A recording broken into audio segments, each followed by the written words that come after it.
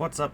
This is Off Meta Gearin, and we're actually bringing a deck that's might as well be meta at this point. I think it's going to have a really high showing at Nationals this year, and it's flying under the radar despite having a decent amount of tops.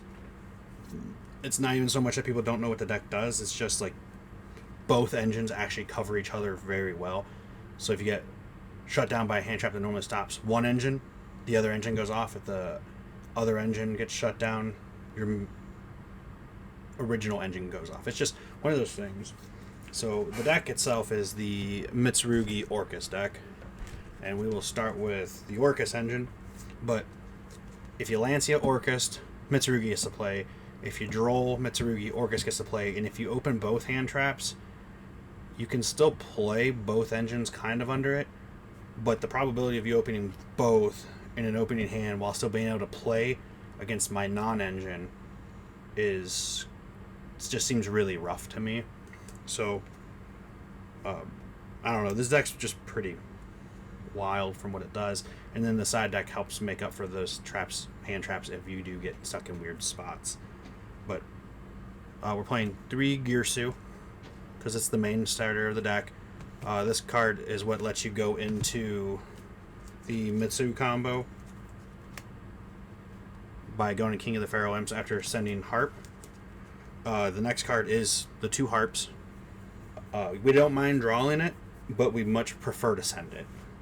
We're playing 1 Symbol Skeleton. It's not a horrible draw, but at the same time, it's one of those cards you want to send, but drawing it's not bad. I'm playing Crown because the special summon's pretty good. It has a little extra effect that I've actually not used yet, but I like the extra summon because it's an extra body. And then some people aren't playing this, some people are, aren't playing Horror. I'm not playing Orcust Horror. I am playing the World Wand though, because of you can loop it with the Dingirsu, banish this, special dock Dingirsu, attach this, detach this when something gets destroyed, quick effect, banish it, bring something back. It's just a goofy loop that lets you play. And then the 1 Babel, and we're in Crescendo. Crescendo gets a lot better with the new Link monster due to the new Galatea being able to bring itself back. And honestly, something you can just set for fun is good, and you can search and set in the same turn pretty regularly. Not all the time. Sometimes you're going to get hit with the hand traps, and that's okay.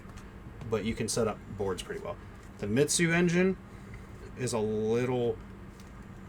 It's pretty much standard for most engines that are just playing it as a splash.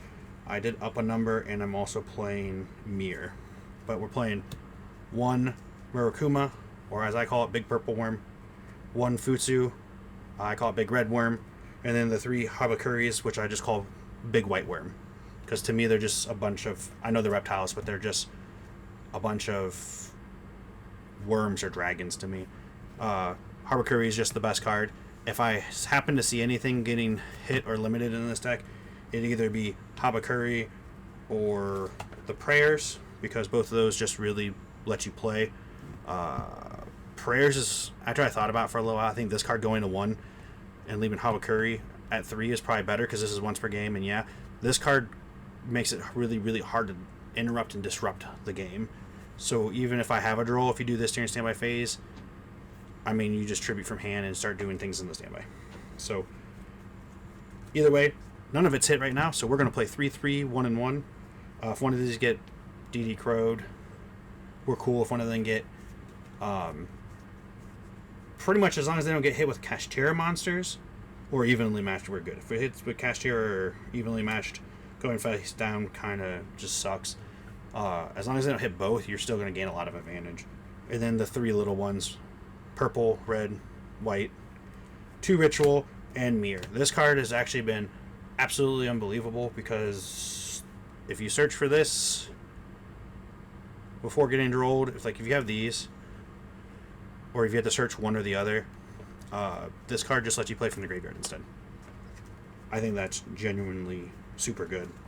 But those are the main engine cards. Non-engine is 12 hand traps and 4 non-engine. And the last card in the list, a lot of people are still playing, but there's a reason in the sideboard that I'm playing it still. 3 Blossom, because we don't want to get Charmied. 3 Droll, because it's good against certain decks, but we don't get Charmied. 3 Perulia, in case we have to go second, 3 Fluo, in case we have to go second, 3 Droplet, because it's good going first and second, and then the best board breaker, in my opinion, that is good that I got limited to 1, and it's still searchable, is the Talent. This goes alongside with the rest of my extra deck, so we'll do, side deck, which also helps the extra deck. We'll do the side deck first just to show what I'm talking about. So in the side deck, we're playing 3 Mind Control and 1 Change of Heart. Yes, these 4 target, this one doesn't, but taking an opponent's monster is super good. And if I get one of them to, if they get negated, awesome. If they don't get negated and they resolve, even better. But no matter what, this is going to eat something that another card doesn't have to. Then the 2 Thrust to search for all of those. And then standard, more go second cards. 2 Lancias, we're not playing 3. I haven't played against Malice very much with this deck, but I know Mitsirugi plays pretty strong into Malice because of the multiple explosions from the Murakuma. So Regecking your opponent multiple times is really good. We're playing Dimensional Barriers for the mirror match, for Exceed decks, for random mirror matches. And then my favorite 2 cards in the side deck, period, which, despite getting criticized at locals about it, has won me a lot of games. And that's Deck Devi and Epidemic Virus. You can make either of these go off with just the Orcust engine. And then you can start recycling Dingirsu after you pop them with Babel on field and, like I said, the World One and stuff. So Thrust is super important in this deck. If I play smart and I use Thrust last, I can typically give myself some kind of extra outs. And if I don't, then it's on me because I played not very good and didn't try to pull out a droll better. The extra deck is still debatable, but we're pretty solid on how the links are currently. So the current links, and this is after playtesting the numbers I like 2 of the Galatea 1. It doesn't come up often, but having the second one is very useful. Being able to send cards from the hand to the deck to get the World Legacy monsters if I need them as extenders. And then the first time you go in, you go for Babel. But sometimes you just need that body in the grave, and for some reason if it gets banished, you put the other one in the grave, you can start banishing things again to start doing some other goofy loops, and that's why it's in there. 2 of the original Galatea, because linking over this with this and something else, setting Crescendo, and then banish something to bring this back to link climb is super good, which lets you go into the Longirsu. It's the older version. I wasn't around playing this deck when this deck was real popular and big. I was in the middle of a hiatus, so I know the purpose behind this, but I don't typically use it. What I have been using it for is to go into the new one to steal monsters. So now we're up to 6 cards that just steal monsters from your opponent that you can use to go into more links. And that's really what those 4 cards in the side deck are for, is to help clear some of the board and then make link monsters. Because our next link monsters are IP, which is super good, SP, which is super good, and Dark Charmer, which also helps link climb by stealing your opponent's monsters and is super good. So we're just playing kind of Malice without being Malice on that end. And then for the rest of the extra deck, the only 2 cards I know for sure, 3 cards I know for sure I'm keeping in here, is Typhoon, because I absolutely just love playing Typhoon in all my decks. A lot of people say it's bad, and if you had to play it, you're in a losing position. But sometimes you can build a goofy board and then put Typhoon over whatever, especially if you steal your monsters with those, 6 cards that steal things. Just throw that over top of it so they can't get it back at all, and then you're just doing things. I just like the card. It's one of my favorites. King of the Pharaoh Imps, because it's your bridge, and then Dingirsu because it is it's one of the most important cards in the Orcust deck. Plus, it's the bridge from Mitsirugi. Plus, like I said, you could do a loop with it, and it sends cards, and it's just a good card. We're playing Evil Sworn Nightmare. I've not made it yet, but when I've had it made against me, it made it really hard to play. Code Igniter, the theory behind it is if there's no other way to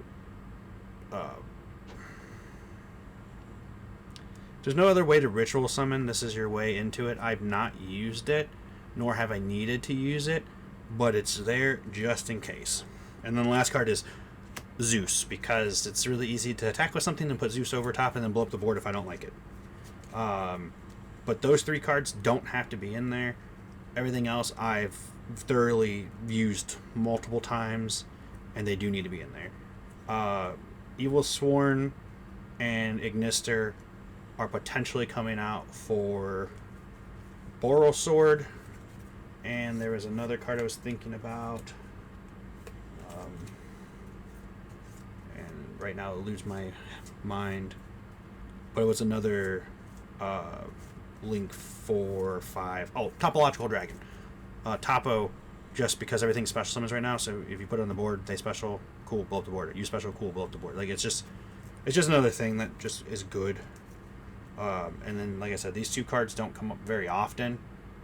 I've had them both used against me, but this is probably more of a sideboard card, and Evil's War Nightmare is good, but I just haven't needed it yet. Now, as soon as I take it out, I'll need it, but I'd honestly rather play Babushka over this card, so there's that. But overall, we have a positive win record. We got 4th place, and I think overall, out of the 2 tournaments we've played it, we are 8-3. Is he 8? No. 9-3. Sorry. But overall, it's been a pretty good win rate. I've lost to Mitsirugi both times with it because I misplayed. So the first time I played Mitsirugi with that deck, we went to game 3. I misplayed a lot. Game 1, game 2, I got to do some cool stuff, and then game 3, I just bricked. And then the second time, I didn't win either game. I wasn't playing D barriers in there, and if I was, it would have been a different story because I got the thrust game 2, which would have put us in the game 3. At which point I could have thrust it again or whatever, build a board. But overall, it's just me misplaying against the deck. But that's Mitsirugi Orcust. I think that deck is super underrated, and there's better ways to build it. I don't own Impulses, and I'm not wanting to buy them, because as soon as I buy them, they'll get hit on the ban list, like every time I buy something expensive. So that's the deck, and see you guys in the next video.